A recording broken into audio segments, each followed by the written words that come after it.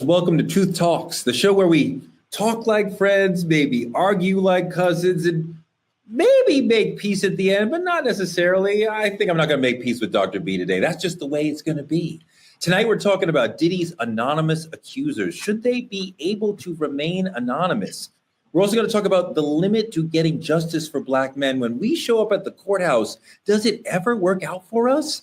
And there's another battle between Harvard and the Trumpies over DEI. And a big question for us today, are biracial people being allowed to be considered Black? Are they being erased? Are we being erased in general as Black people? We're going to get into all of that today on Truth Talks. Let's go.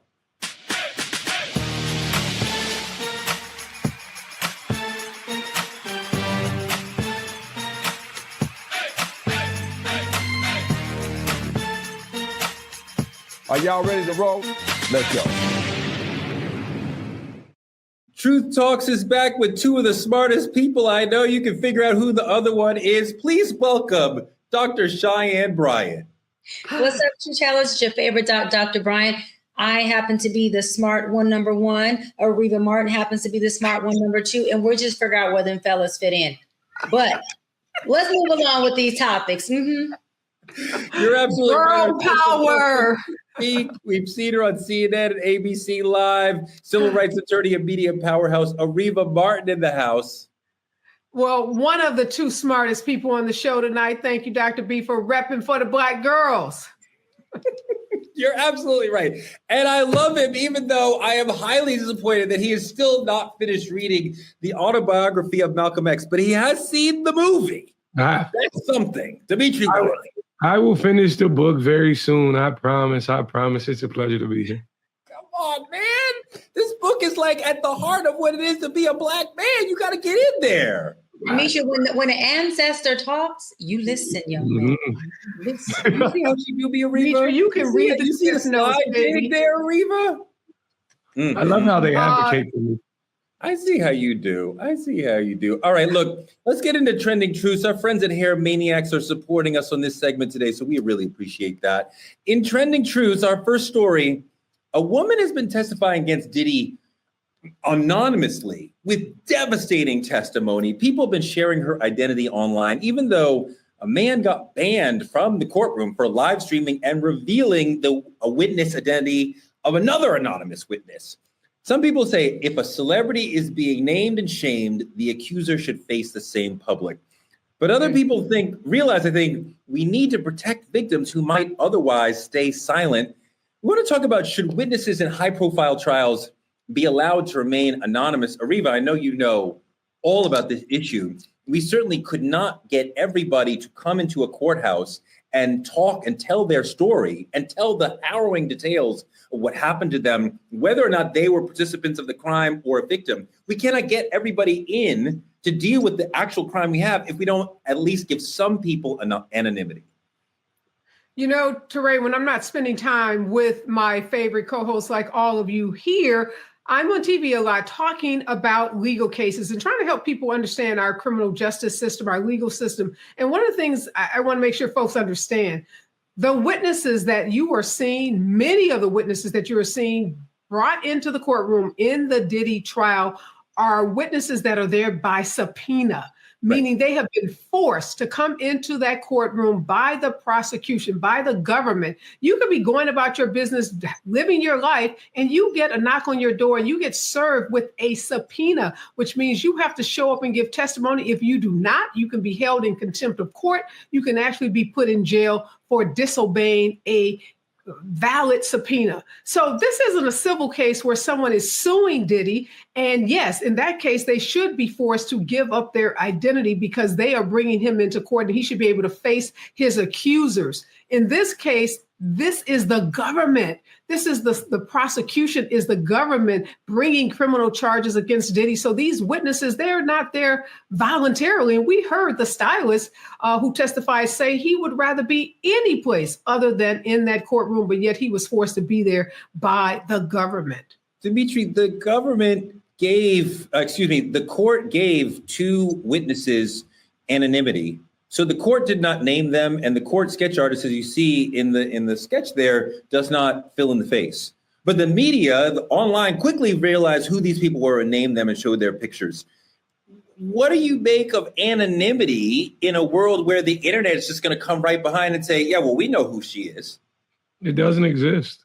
I think the thing about it is social media, the identity of it is to be as nosy as possible. It's to say, hey, I received this information first. Let me tell you exactly who's in this courtroom, because it just doesn't, there's no exclusives for even in criminal cases. There's no exclusives specifically for these courtrooms because people are just too damn nosy these days. I think the thing about it is we shame predators intentionally. This is what we do intentionally. But the question is, the people who are the survivors, are we attempting to shame them too? Like, I think they should absolutely remain nameless and faceless. Yeah, Doc, it's been really difficult because these women in this trial, it's been women requesting anonymity to tell stories that are horribly mortifying to them. And then they're outed anyway. But they're like, I have a hard time talking about this if I can't do so through the cloak of privacy. How do you feel about all this? So Ariva said something really begs subpoena, right? These women are subpoenaed by the government, by the government, and they're under oath. And so they have a lot to lose by taking a stand and not telling the truth, the whole truth, nothing but the truth. Right before Diddy got incarcerated, his team reached out to me to provide my services for him, Carisha, and the entire team, saying that they need this and he really wants to be able to move into a place of getting some help. And I consulted with my team at Dr. Bright Institute, and they said that may not be a good idea. You know why? Because of what Ariva just said. They said, you do that, guess who's going to be subpoenaed? Guess who's going to have to take a stand? And I will have to tell everything that is exchanged in session. There is no confidentiality at that point. So in addition to that, when it comes to, these victims having privacy, they don't have it. Everyone knows who Jane is. I'm not going to expose it, but 50 Cent posted it on his page and said, this is exactly who Jane possibly is, which is tied directly to him. So there is no privacy for anyone in a court. O.J. Simpson didn't get privacy. The only difference is we got to watch O.J. on live television. We're not able to watch the Diddy case on live television. I don't know why. Well, because it's a federal trial and OJ was a state trial. I mean, OJ was accused of committing a crime. People who are victims perhaps should have the ability to tell their story quietly, privately in a way that doesn't leave them feeling like their own lives have been damaged. But I do want to hear you talk a little bit more, Doc, about the opportunity, let's say, with Diddy that his team asked you to provide your mental health services to their community. Yeah, totally. When his representatives reached out and said, "Hey, Doc, we would love to, set up a session with you." And was it Christina? I'm not giving away any names, Teray. This is not TMZ. This is not TMZ. What I am going to say is they reached out, and I said, okay. And the truth is, I asked. I said, well, is this something that they want to be a public session or a private session? And I asked that because I have a lot of celebrities like Nick Cannon and Cam Newton and B. Simone and so forth that have had public sessions that they've recorded, right, and allowed the public to use for their betterment, to see if there's tools and things that they can get from these interviews or from these sessions. So I said, is this going to be public or private? And they said, we'd like for it to be private. Because he definitely wants to be able to, get some help along with Carisha and along with other of his employees as well. And so what I'm saying is that I'm happy. I always look back at it when I look at this case and I'm going, holy crap, thank God that I did not, take that on. And we were not able to do that because I would have been subpoenaed in court for sure. Oh, for sure I'd have been subpoenaed because we would have been processing a lot of stuff in those sessions that I would not want to have to be privy to on a stand, to our point, with the public watching in court, giving away my name, sharing my information on social media. To me, that is a risk to all the victims. I think that they should be protected in their testimonies, protected in telling their stories. I just think that shouldn't be a public thing. If somebody speaks to Ariva in this sort of way, they would have attorney-client privilege, right?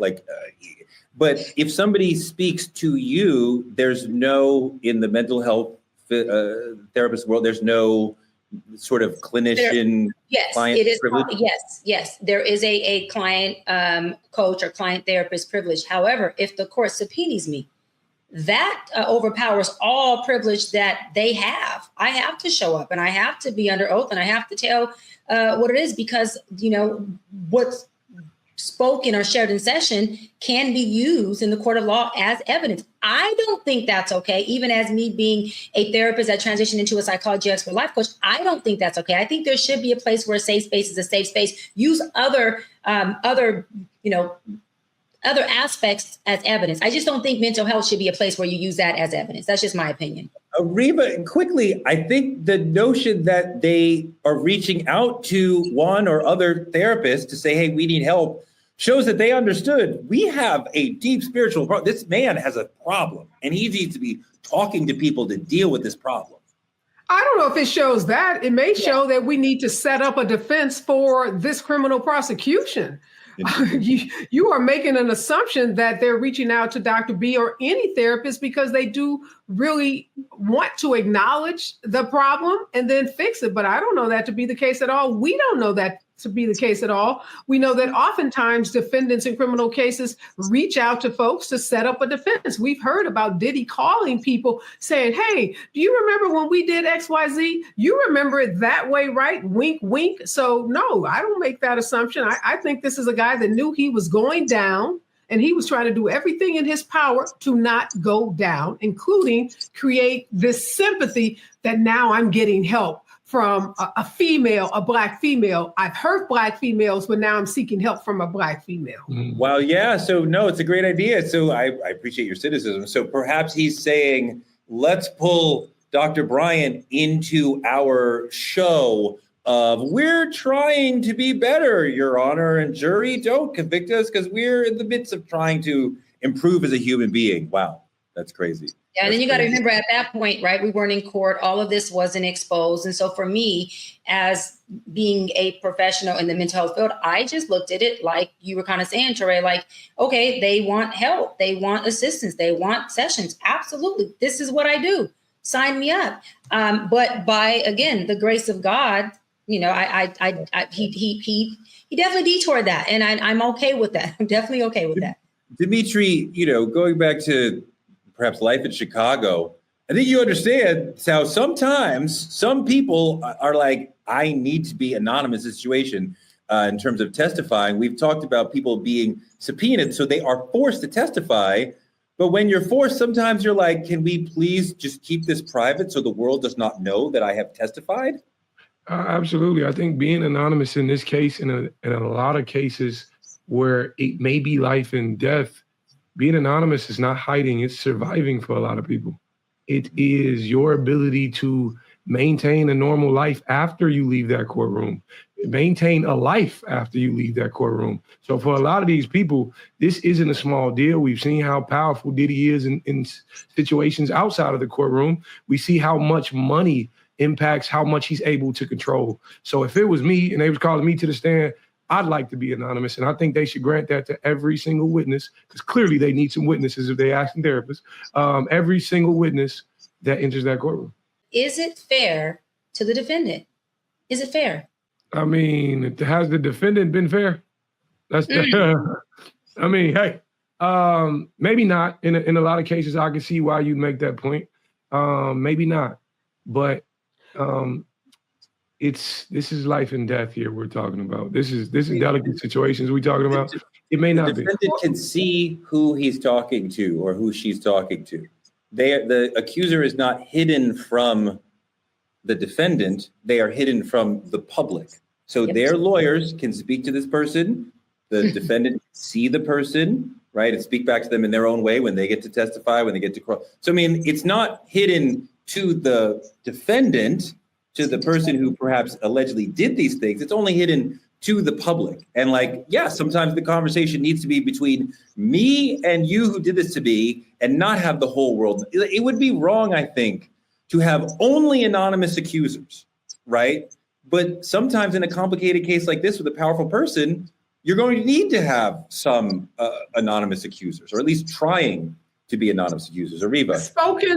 Touré, spoken like a true lawyer. I want to give you a lot of kudos for that, because you're right. The defendant knows who these witnesses are. The witnesses are sitting in the courtroom. They're on the witness stand, and the defendant's lawyers have an opportunity to cross-examine those witnesses. They have an opportunity to present them with text messages, emails, and all of the evidence that has been presented during this case. So there is no unfairness. There's no prejudice to the defendant by simply keeping the name of the witness out of public view. And a lot of times it is for the protection of witnesses. In many cases, these witnesses are facing peril. They're facing harm. They're facing the possibility of being intimidated, of being harassed, maybe even facing bodily injury just by coming into a courtroom testifying. A couple of days ago on the show, we were talking about folks snitching or folks giving testimony about crime in their neighborhood. If we want people to speak up, if we want people to help with the solving of crimes, we got to make it such that they can do so and not be at risk for having bodily harm done to them or to their family members. Do you think that this is normal as far as the way things quite often go in courtrooms, as far as having, I think we've had 2 anonymous defendants so far, like giving significant testimony. And the government puts up, let's say, I think they were going to put up like 20, 25 people.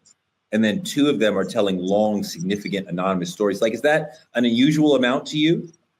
It's not unusual at all. And keep in mind that Diddy has been charged under the RICO statute, a statute that used to only be associated with mobsters or the mafia. But we've seen prosecutors get real creative, like in the R. Kelly case, and use these RICO statutes to claim that these individuals are using their businesses as criminal enterprises. And a part of what the predicate charges against Diddy are arson, bribery, extortion, sex trafficking. So although he's not your typical mobster, the prosecution's case is that he is operating a criminal enterprise and engaged in criminal activity very similar to what we would see in a case against someone in the mafia. I mean, when we think about somebody as allegedly dangerous as Diddy has been, arson against Kid Cudi's car, home invasion against Kid Cudi, kidnapping people, these are all things that he has been charged with in some of the lawsuits. He's charged with much more serious things. You can see why this is a dangerous, potentially, allegedly, arguably dangerous person, where at least certain witnesses would say, I want to try to have, some, as Demetri said, a modicum of a life after this thing, after this trial.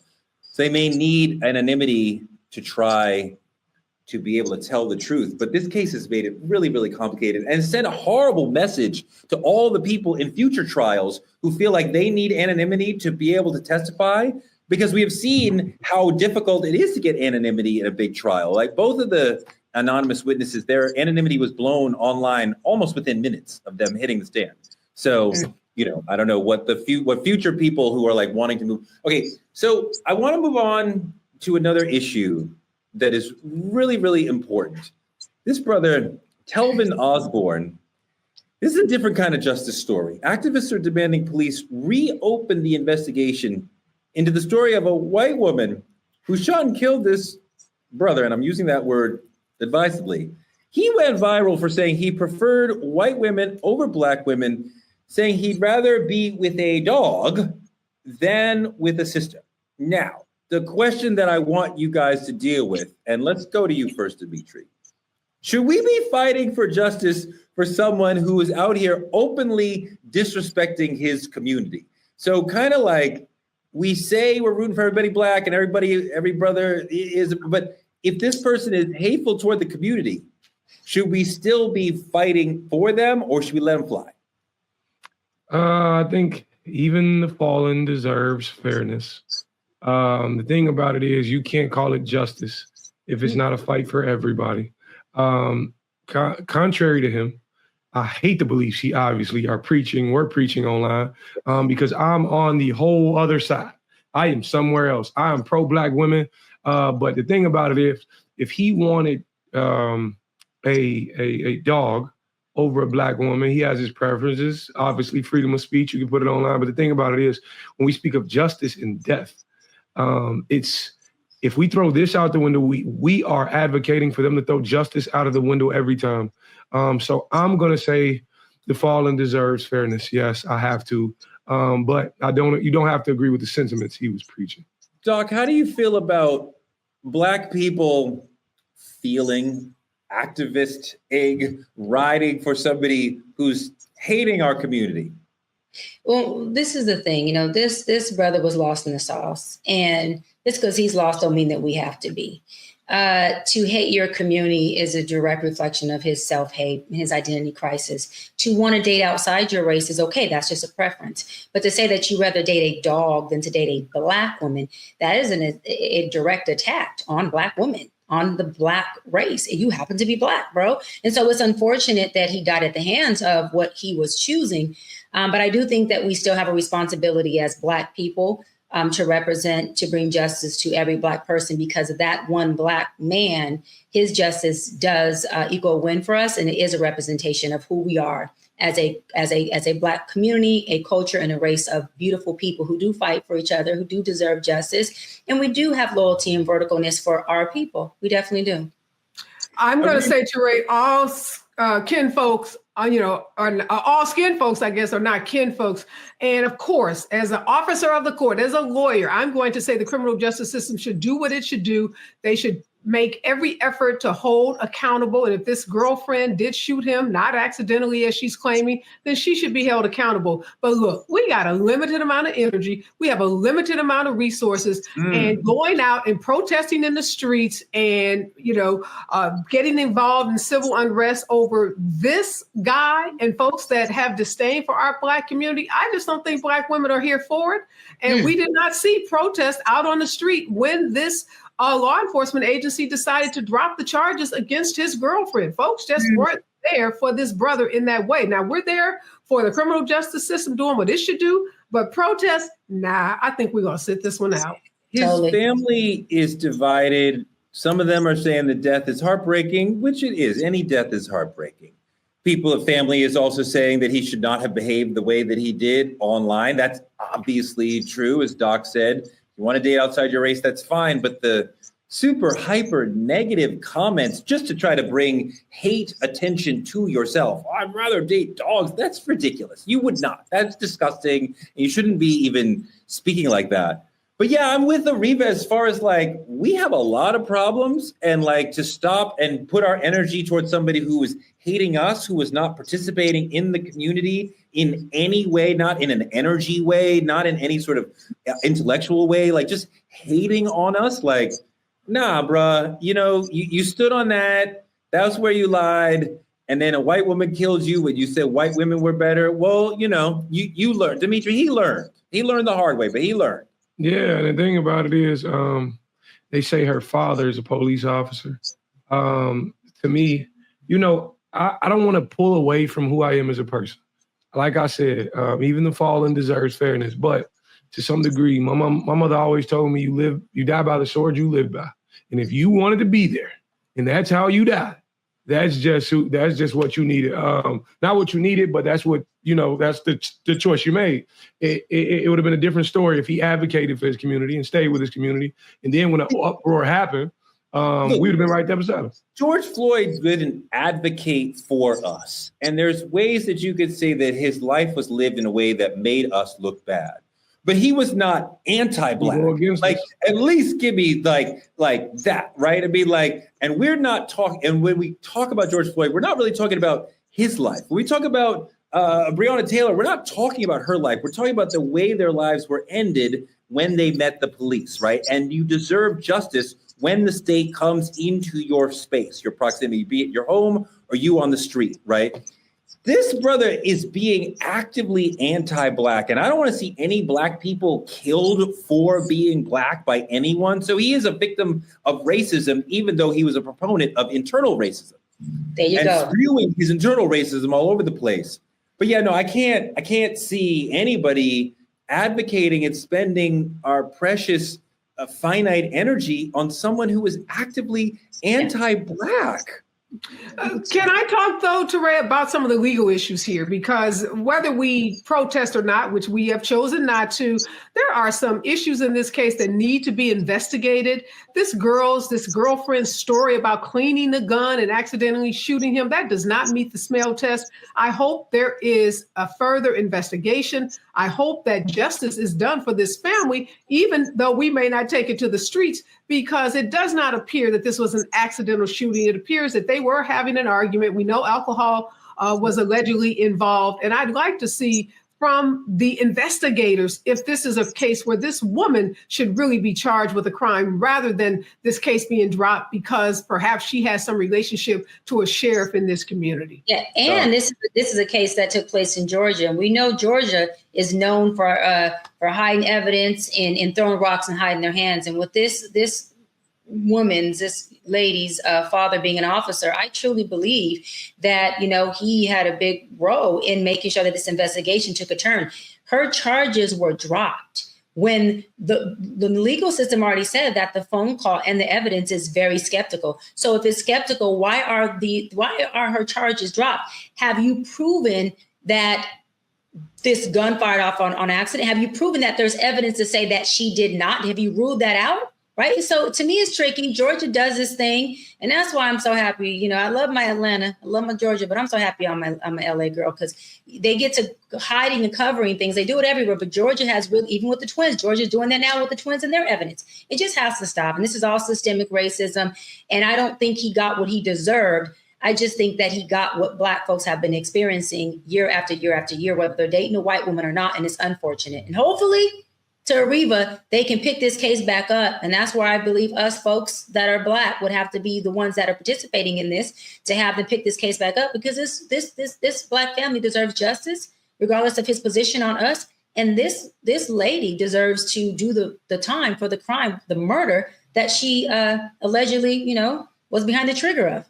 But can I say that this is a cautionary tale, Black folks out there that want to dog out your community? It is the Black community that gets these cases the kind of high profile attention that often will cause the police to go back and do an investigation. Yep. It is us taking to the streets. It's us using our social media accounts that often will cause police to reopen cases that they have closed. So if you want the kind of heat that we can bring as a Black community for your loved one, tell your loved ones to quit trashing us. We are going to be there for Black folks, but we also need them to be there for us. 100%. Dimitri, do you think he's going to get justice, Dimitri? Ain't no justice coming from this. There's no justice because at this point, what he asked for and who he chose to live his life with have concluded their case. And if Black people aren't going to fight for it to reopen and rush the streets, there's nothing going to come of it. I think it's a done deal. I mean, I don't really want to see any Black death be forgotten. And even if the person is racist, I still want them to be treated as a human being, which is perhaps more than the racists want for us. But, I want to keep an eye on this story and see how it goes. But I don't want to be marching and riding for this brother because, the anti-Blackness is too much. We've been dealing with so much anti-Blackness from white people. When I get it from Black people, I'm like, okay, go ahead. Go off with your white girl. Go to the trailer, have a good time over there with that, because don't bring that over here. And the moral of the story is the white girlfriend killed this guy. That's what happened. Regardless of whether the court says it or not, that's what happened. Get Out. Get Out was a good movie about this. But go ahead. I like it. I want to move on to our politicking segment because it's actually really hurtful to see this going on, Ariva. There's Harvard canceling all its affinity graduation ceremonies. So there's no Black graduation, no Latinx, Latino, Latina, no LGBTQ plus graduation. A lot of other schools followed: Notre Dame, Wichita State, U of Louisville. Harvard's Black Alumni Society came in and raised $46,000 on their own to hold their own celebration. And Ariva, it's complicated. You're a Harvard law grad. Congrats on that. But we see Harvard in one side fighting the good fight against the Trumpies, against DEI and the other things they're dealing with. But then they seem to capitulate on this side. What do you think is going on? Look, two things can be true at the same time. Harvard did file a lawsuit against the Trump administration when other universities like Columbia University did not. When Columbia took a knee, Harvard did stand up. But let's not get it twisted. Harvard, through Black president, first African-American female president, Claudine Gay, just a year or so ago, under the bus, drove it over her frontwards and backwards. Harvard has disbanded its DEI programs in the form that many of us that went there know it. Harvard, as you said, canceled its affinity graduations. Harvard should not be applauded for being some, institution that is holding up diversity, equity, and inclusion. So at the same time that they are suing the Trump administration, and let's be clear about that, that is to maintain its position as, one of the world's greatest universities, is to maintain its $53 billion endowment, is to maintain its, tuition, nearing $100,000 for some students, and it's to maintain its business. But I am not at all persuaded that Harvard has a true commitment to Black folks, to brown folks, to diversity. And I am, like many graduates, really, really disappointed in this university, because with that $53 billion, it could tell Trump to, kiss where the sun doesn't shine. It could do what Williams College is doing and say, we don't even want the government's money if it comes with strings such as eliminating diversity, equity, and inclusion. It's not doing that. So no, Harvard doesn't deserve a medal. It's just doing what any company does, trying to engage in self-preservation. Let me push back a little bit, Counselor, because I think that Harvard is trying to be there for Black and brown folks, and they are feeling like the Trump administration is attacking us in a very large way on multiple fronts. We cannot fight on every front at the same time. We have to let go on this so that we can fight on that and come back for this later. And I know we don't like being let out, but we can't have multiple wars going on at once. Go ahead. No, Toure, either you're with us or you're not. And when times get tough, we need you to get tougher. We don't need you to capitulate. If Harvard, with $53 billion in its endowment, can't stand up to the Trump administration, what does that say to any other university? And I'm not going to give it a pass by saying we can't fight on, multiple fronts. I don't agree with that. You can definitely fight this battle against the Trump administration. Williams College is much, much, much smaller than Harvard, and it's telling the administration, we don't want your dollars, because they come with strings that are antithetical to who we are as an institution. So Harvard either supports Black folks or it does not. And from its history, I'm not convinced that it does. Dimitri, what do you think? And the thing about it is, that's a graduate speaking like that. From that should tell you something. I think I used to hear a long, long time ago when I was young, without a place to gather, our voices scatter. I used to hear it all the time when I was a kid. And it meant without celebration and memory and everything we doing, you start to lose tradition. It gets lost, because Harvard is in itself attempting to keep tradition while erasing the core things that provide it. And I personally agree with Ms. Martin for sure. The idea that if you're not with us, you are completely against us. Don't pick which way you gonna fight, which hand you gonna swing with. No, throw the whole fight, because Harvard is one of the richest institutions. And if anybody could do it, they can do it. Doc, I'm sad to see the kids not have affinity graduations, because I know how important that can be to be with your community that probably helped you get through Harvard on the last day of being a Harvard student. If you wanted to, what y'all, you would. And that's to Harvard. Anything you want to support, you're going to support. And the fact that they're not supporting it shows where their position is on this issue when it comes to Black students. There was a 14 to 18% decline of graduates in their last graduating class of Black students. That shows you their level of support for us. I totally agree with Areva. You cannot partially support us. You cannot be in the gray area and support us. You're either supporting or you're fucking not. And I think it's time for us as Black people to draw a square and stand on it and say, listen, when it comes to our issues, we tend to protest and make noise and pull back and do all these things. And guess what? It benefits everybody and oftentimes not us. But then when it's time for us to have a Black issue, this is the type of stuff that happens. Where is our support? Where are the people who are supposed to be allying with us? Where are the students in the Harvard partnerships and the people who were donating to the Harvard student scholarships now? Where are they at now? Where are the folks who are donating money, getting buildings with their name on it in Harvard, who are saying, we support DEI, when it was a financial gain for them? Where are they at? They're not here because everybody wants to be a nigga until it's time to be treated like a nigga. That is the problem that I have with this situation, straight up. They all like the culture until it's time to feel the fight of the weight of being the culture. No, you fighting with us or you're not. That's just what it is. It's always a good segment when we could quote Paul Mooney. Everybody want to be a nigger till it's time to be a nigger. Thank you for bringing that up. I love that. Fantastic conversation.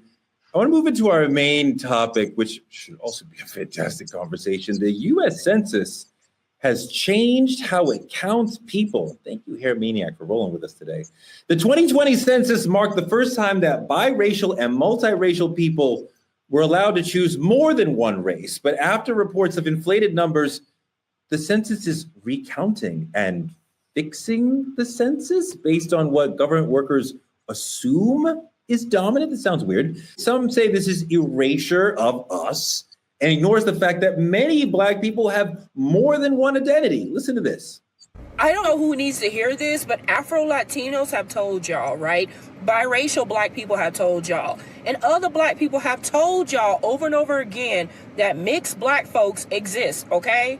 As someone who grew up with West Indian roots and African American roots, right? Those are different cultures. I am allowed to say that I am ethnically mixed, okay? Mixed Black folks don't have to be biracial to be mixed, right?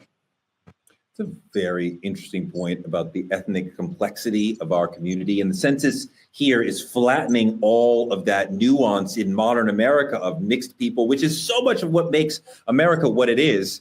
So in the current way, or the new way the census is going to do things, if a single white mom lives with her 3 biracial kids, all 4 of them may be counted as white, like, whatever, which is perhaps driving toward changing the numbers because white people are very afraid that we are moving toward a minority majority country by 2035, 2040. So we're in America where if you have a hint of brown in your skin, you're Black, but now they're trying to erase diversity, perhaps to boost the number of white people in this country. Dr. B, you're biracial. Was it significant to you when the census started letting people choose more than one race? Yeah, I'm multiracial, and I have a kind of a 2-part perspective on this. I think that people have the right to identify with what they want to identify with. Why do I say that? Because as a Black, Mexican, and French Creole person, I would always mark Black. And my grandmother, who was French Creole, not Black Creole, French Creole, she would get upset with me and say, baby, you also are Hispanic and French Creole. I'd like for you to represent that as well. And I would always tell my grandmother, Mariah, I'm like, okay, but I identify as a Black woman. Right. But my mother, who was Mexican and French Creole, would say, you're Black, you're Black, you're Black. So what am I saying is that for me, I think it's important for me to figure out what I identify with and have the right to check what I identify with. Now, in regard to it making it a Black and white world and trying to dissipate everything in between, I do think that that is attempting to create an identity crisis. It's attempting to make other races inferior to the Black and white. And to your point, Teray, it is definitely an attempt to raise the numbers of white Americans. And so that they can take those numbers, use it for statistics, and do what? Control the narrative, control media, and then control all of the services, products, and resources they are attempting to push out based on the stats and surveys that they have created. Absolutely. I mean, when you're biracial, you are getting pulled in both directions. Lots of biracial people talk about this. They have 2 different sides to them, or maybe 4 different sides to them, and they feel both an affinity toward the different sides and also sometimes people pushing them, saying, well, you're not white enough, you're not Black enough, you're not Latino enough, or Latina enough, whatever. Lenny Kravitz actually is one of the more famous multiracial people who has been really courageous in talking about how this has landed in him. Roll the Lenny Kravitz video. In school, you'd have these things you'd have to fill out sometimes, and it's race. And there would be, like, well, okay, my great-grandmother's Cherokee Indian, my father's a Russian Jew, my mom's Bahamian. What the hell do I put on this thing? But then the teacher or somebody would come over and black, Ariva, we see in his story, in Dr. B's story, just the complexity of being multiracial, but then a world that wants you to say, no, you're just one thing. Do you think this census choice, this change by the census, is some sort of attempt to raise the number of white people in this country? So before I answer this, I know you're going to call me sinister because you've used that word throughout the week that I've been hanging out with you. Cynical. But cynical, yes. So I'm going to say that which you're going to probably characterize as cynical again. Absolutely.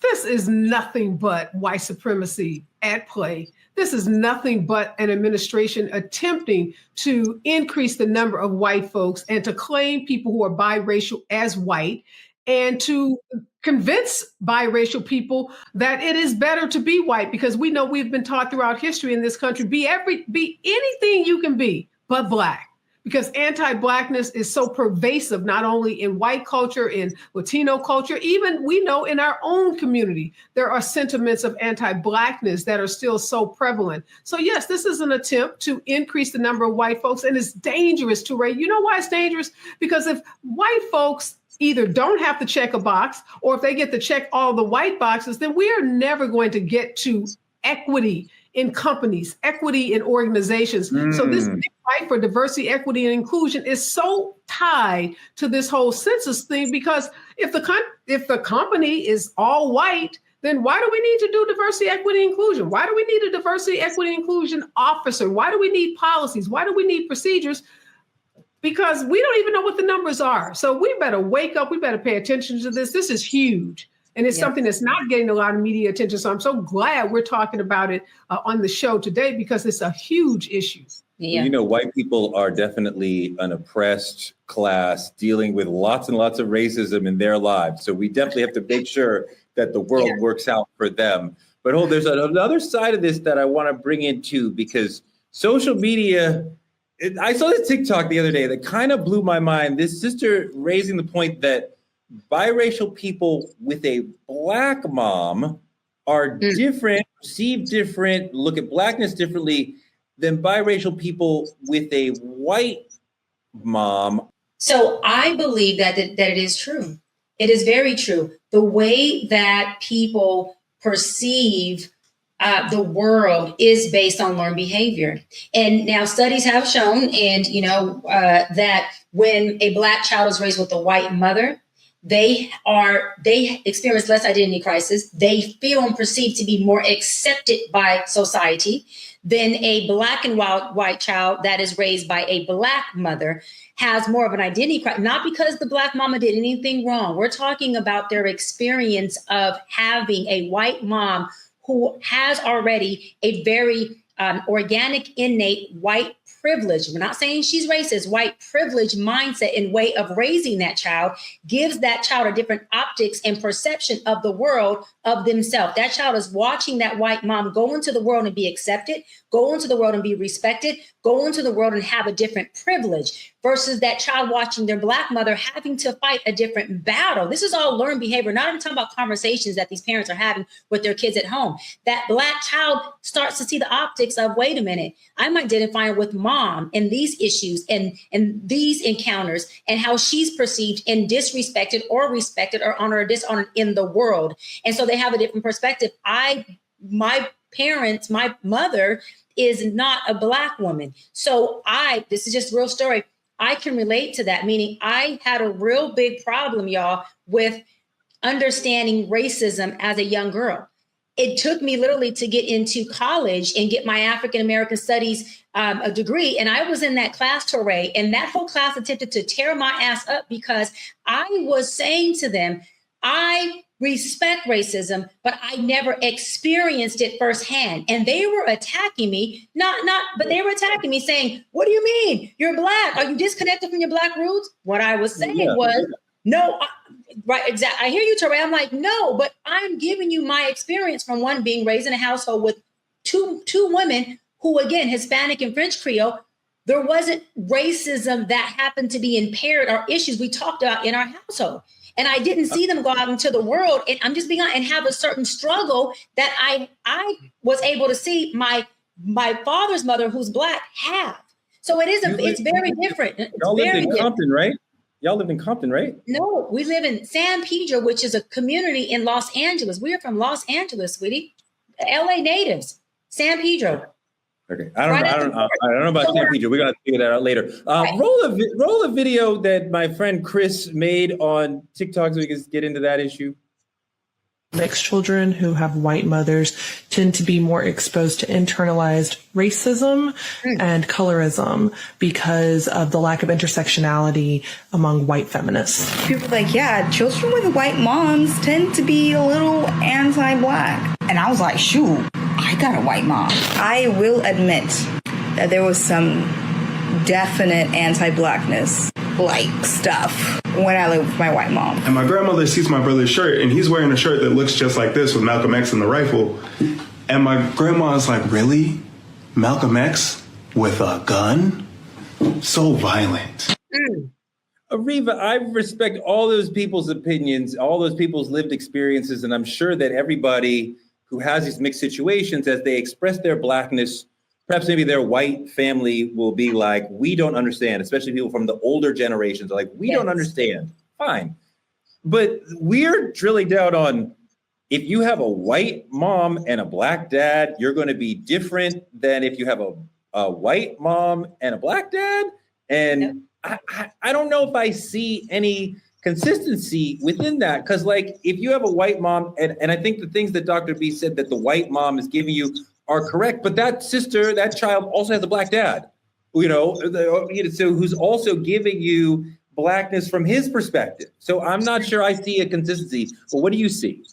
Well, it's interesting because I posed this question to my daughter, who's Gen Z, and asked her, because I immediately said that I think that a biracial kid that grows up with a Black mom is probably treated differently than a biracial kid that grows up with a white mom. So I asked my daughter, Morgan, what did she think? And she said, absolutely positively not, that amongst her peer group, young 20-year-olds, that they didn't see a difference, between the color of the mom, whether it made a difference. And I think, I'm going to date myself some, it made a difference in my community growing up in a Black community because we didn't have a lot of fathers around in the community. So those Black moms were holding it down for biracial kids. And I don't know, in that day, your mama was the central point of your family. So if your mama was Black, you were Black. Now, of course, the father being Black in America, you were also considered Black. But I do think there was a difference between those biracial kids who had Black mothers versus those that did not. Dimitri, I wonder if forcing or asking biracial people to make a choice, be it socially or with the census or what have you, is that working to divide the Black community in general? Man, I just love to be the maniac. So like for me, everybody Black should just put white on they, just check it white. Just fuck the numbers up because they already gonna fuck them up for us. So let's fuck it up some more. That's just me. But no, in actuality, of course it is. Of course it does a ton more harm than good. I look at it like what plagues my mind when we actually have these conversations. From what I've seen, the world loves mixed babies, but like hate mixed personalities. Like it's cool visually, and then the moment it becomes political, it's a problem. Like that's what I see in my community when I look at our own people. But for me, the whole thing about the Black mama and the white mama and I think it's about what we've seen in our own cultures. Like in Black culture, the Black mother is the backbone. Like she's everything for a Black household. A white mother is often different at times. She doesn't have to be the protector. She doesn't have to, the Black mama got to be everything. And there's a level of culture that a Black mom instills in those children that a white mom, we question if they can. So of course, it's automatically going to be different. Of Ariva, course, it's a very large deal. Ariva, I see what he's saying, and I understand that moms have a critical role in our lives in terms of teaching us about culture and tradition and rooting us in what being part of this community is about, be it, our community or other communities. But dads are also very, very important in teaching people about, teaching children about culture and community and tradition. And I think we're selling the dads a little short if you think there's a consistent thing about if you have a Black mom, you're going to be like this. If you have a white mom, you're going to be like this. There's a Black man in half of those situations that is there to also talk to the children about this is how you be a Black person. And I'm glad you brought that up, Teray, because there are some studies out there that show, despite how Black dads are maligned in the media, that Black dads are the most engaged demographic when it comes to, doing homework with their kids or being involved with their kids. Now, we don't often, lift up Black fathers as you're trying to, suggest in this conversation, but there is a lot of data out there that shows there are a lot of Black dads doing a lot of great stuff. But the reality is a lot of us, and I'm one of them, grew up without a Black father in the household. And so it is that Black mother that we look to that was the pillar of our families, the pillar of communities. But I think back to my daughter Morgan's point, younger people don't necessarily see it in the same way that our generation sees it. For her, they don't see race as we even see race. So when I brought this whole census question up to her, she's kind of like scratching her head like, huh? Like, y'all still tripping on over that? So I think, Dimitri, your generation, you're probably closer to my daughter's age. I don't know. I don't know if you all are tripping on race the way we perhaps did some years ago.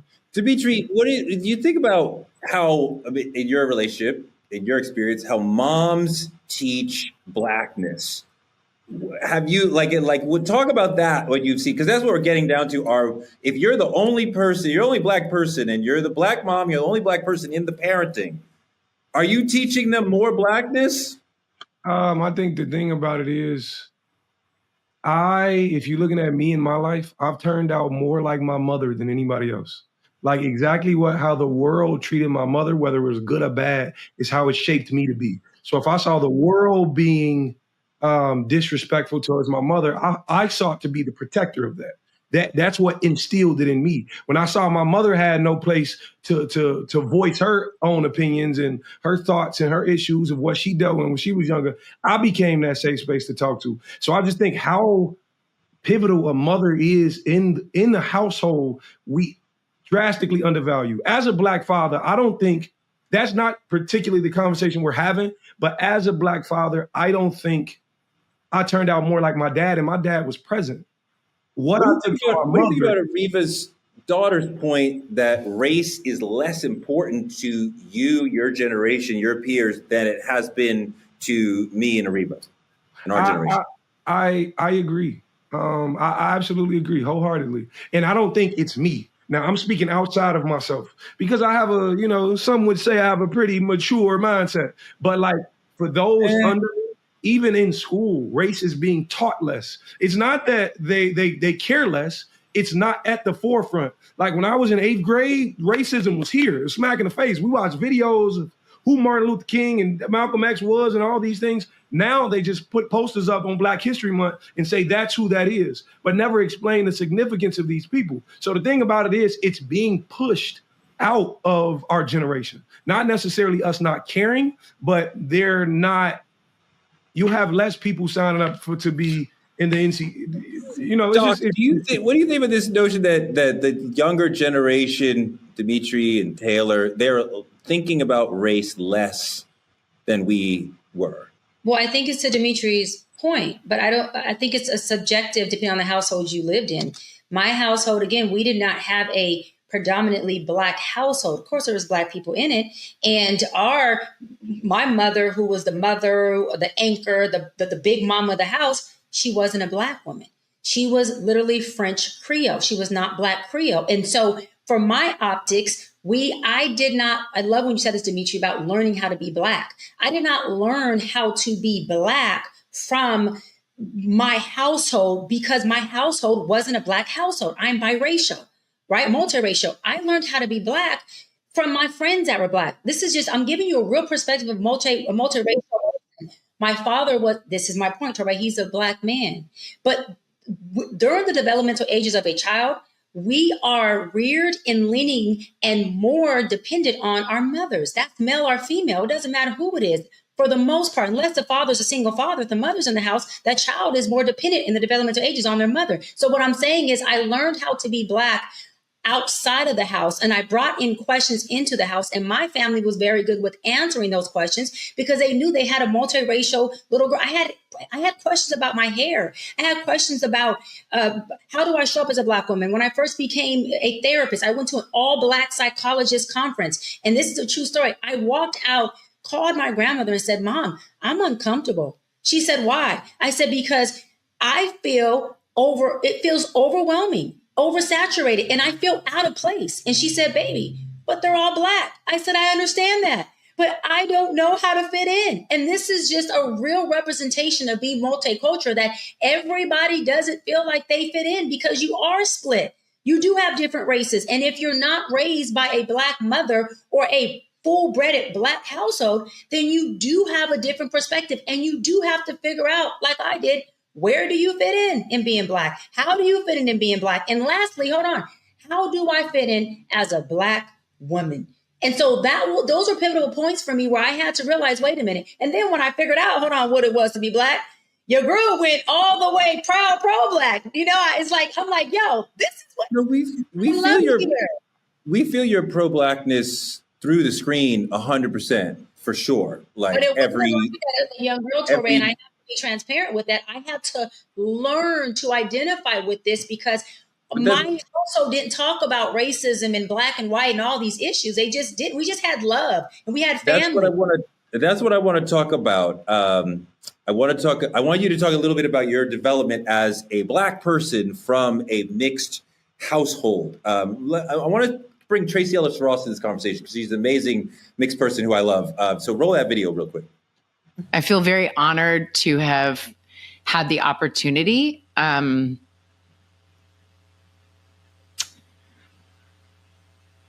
represent Black women, and I've taken it with a lot of responsibility. And it's really important to me that we are able to be seen with the humanity and the power and the beauty and all of it, but really the humanity, that we can be all the things. Shai, how did you learn to be a Black woman, which you were alluding to before, as a biracial woman? And how does your non-Black mother help you get there? Right. And so I was always a Black woman, right? DNA and who I am and hair. But culturally, I had to learn what that culture looked like for me. And I wasn't always accepted fully by Black women through K through 12. And that's just the truth. I was either, not Black enough or too Black for the Mexicans over here. And I damn sure didn't fit in with the white people. And I wasn't trying to. I'm just keeping it real. So I had to really figure out what my identity was. And once I figured out what that identity was, which is now vertical in who I am, there became this extreme, powerful Black woman thing. And lastly, I'll land on this. When NAACP, my branch, approached me and asked me to run for president, most people would have jumped to the opportunity. You know what I told them?